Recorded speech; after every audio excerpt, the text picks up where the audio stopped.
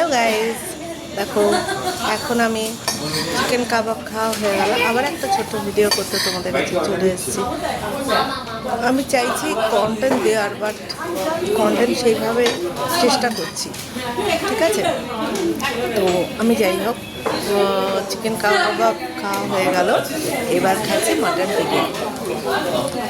দেখাচ্ছি তোমার।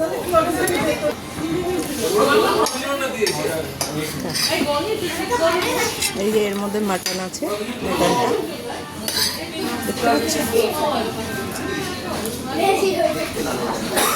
যাই হোক, আমি এতটা নিয়েছি, চাইতে পারবো, ঠিক আছে?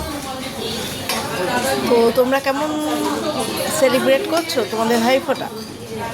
অবশ্যই জানাবে কিন্তু। ততক্ষণে টাটা।